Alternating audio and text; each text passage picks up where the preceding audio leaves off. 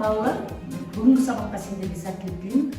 Қазір экранға назар аударамыз және мына әннің сендер ән туралы не білесіңдер? Сол туралы өз ойларыңды айтып қорытамыз.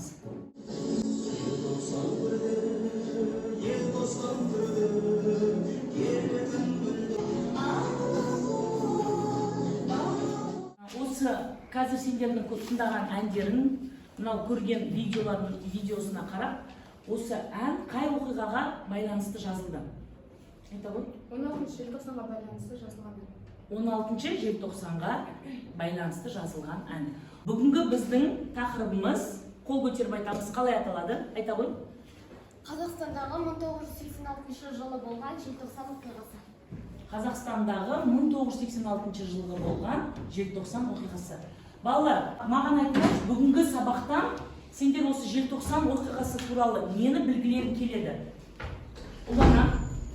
Менің қалауым бойынша, мен осы сабақтан желтоқсанның қалай болғанын, қазақ халқы қандай қиындықтар өткенін, осы бейбітшілікке қалай жеткенін білгім келеді. Өте жақсы.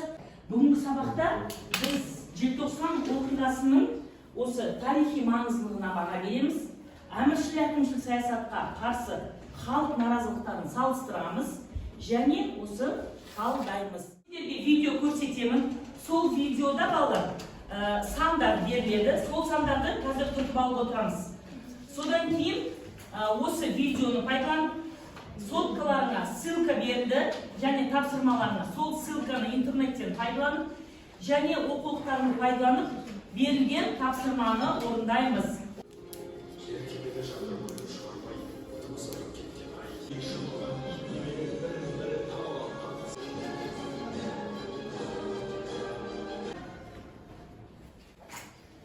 Балалар, видео аяқталды. Сендерге сәттілік тілеймін. Берілген тапсырманы орындаймыз. 5 минут уақыт береді.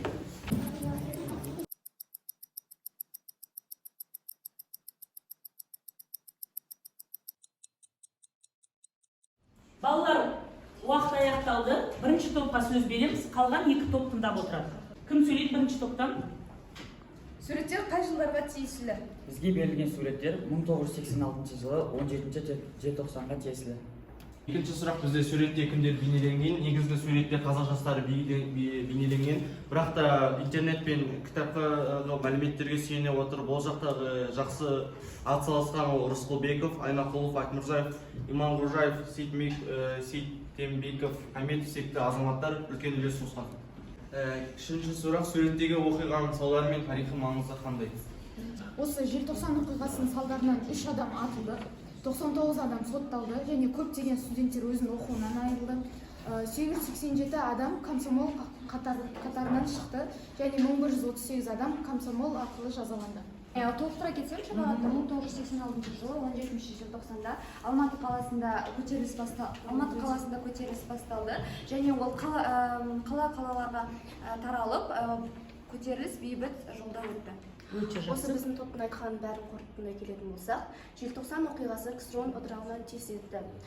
Кейіннен партия желтоқсан оқиғасында жіберілген қателерді мойындап, КСРО халық депутаттарының бірінші съезінде ақын, қоғамдық қайраткер Шаханов желтоқсандағы орталықтың жүргізген іс-әрекетін қатты сынап, тұңғыш рет мінбеде сөз сөйледі.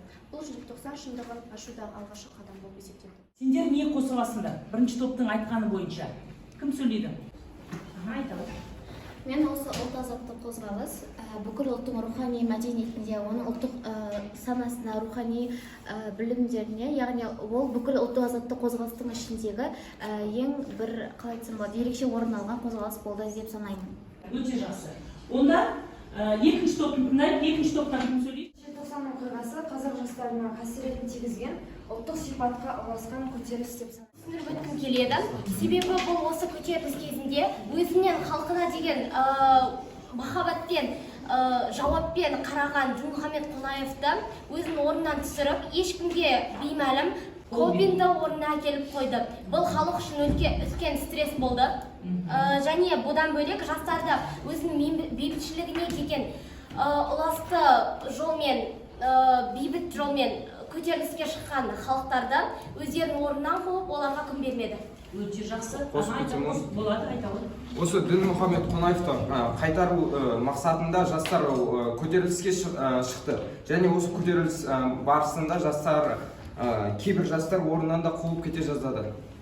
Қуып те кетті балалар, қуып та кетті. Мен бұны мынау мысалдармен дәлелдей аламын.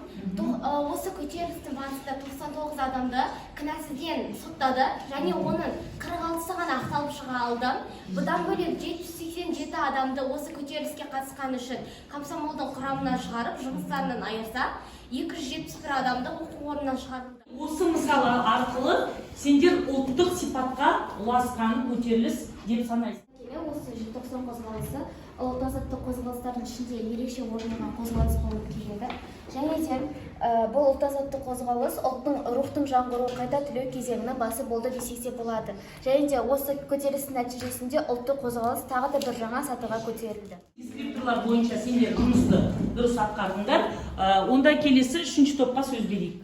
1986 жылы желтоқсан оқиғасы бойынша кестені толтыру керек. Себептері және түрткі болған оқиға Дінмұхамед Қонаевтың орнына колбиннің қойылуы және сол халықты ашындырған болатын. 1986 жылы бастап 17 желтоқсаннан таңертеңде Алматы облысында басталды.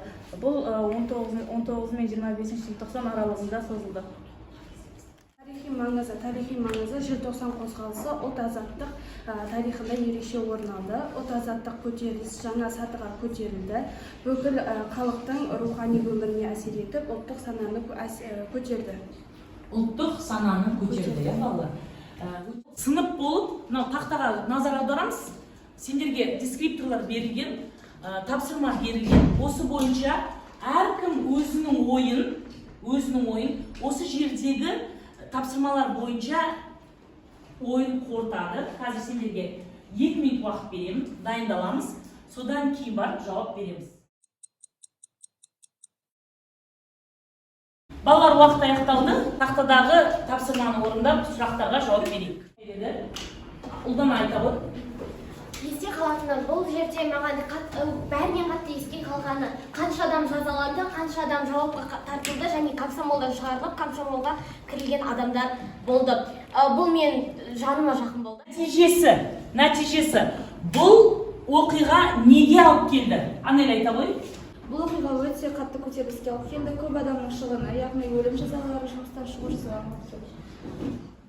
Айрықша мәнділігі нақты сол уақытта қандай көрініс тапты? Бәріміз білетіндей 60-шы жылдар мен 85-ші жылдар аралығында Дінмұхамед Қонаев Қазақстанды жақсы көтерді. Яғни Қазақстан бұл көтерілуін орыс саясаткерлері дұрыс көрмей, Дінмұхамед Қонаевты Қазақстанның шет жаққа алып тастауды жөн көрді де, колбинді қоюды жөн көрді. Сол кезде Қазақстан ол дұрыс болмайтынын біліп, осындай көтеріліске алып келді. Бұл оқиғаны маңызды деп санады ма? Кім жауап береді? Ирас айта ғой. Маңызды себебі бізге деген маңызы бір жағынан пайдасы бұл біз өзіміздің елімізге тәуелсіздігімізді алдық. Бұл ел тарихында және бір құжатта жазылып тұрады. Ол маңызды деп санаймын. Өте жақсы. Яғни балалар тәуелсіздігіміздің алуына бірден бір себебі болып саналды. Жаңғырығы бүгінгі күнгі қоғамның қалыптасуына бұл оқиға өзінің әсерін тигізді ме? Әрине әсер етті. Өйткені біз қазіргі таңда тәуелсіздігімізді алып, егемен бейбіт Қазақстан елі болып отырмыз. Ал 1986 жылғы желтоқсан оқиғасына дейін біз колбин басталған кезде тәуелсіздігімізді мүмкін ала алмайтындай еді. Өте жақсы. Балалар, қараңдаршы, келесі сұрақ. Адамдар бұл оқиғадан сабақ алды ма дейді. Мен бұл сұрақты кішкене өзгертейін. Сендер қандай сабақ алдыңдар? Бұл оқиғаны мен сабақ алғаным, тәуелсіздік оңай жолмен келмейтіні туралы сабақ алдық. Яғни өзі азатқаны қазақтар осы көтеріліске шығып, келесі ұрпақтарының бос өмірде еркіндікте өмір сүрген қалады. Яғни бұл үлкен батырлық деп ойлаймын. Сондықтан да қазіргі уақытта әр жылы 16 желтоқсанда сол кездегі адамдарды азат етіп еске аламыз. Яғни батылдықты сен де солай өзіңді бір тұтып ұстайсың. 86 жылғы желтоқсан оқиғасының қазір сендер осы тарихи маңыздылығына, себебіне, салдарына және де болған күніне талдау жасадық. Балалар, онда қазір кері байланыс жүргізейік. Маған келесі сабаққа мен осы сендердің айтқан сауалдарың бойынша мен келесі сабаққа дайындалып келемін. Сұрақтарыңа жауап беремін. Алдарыңа стикер таратылды. Соны толтырып ілеміз.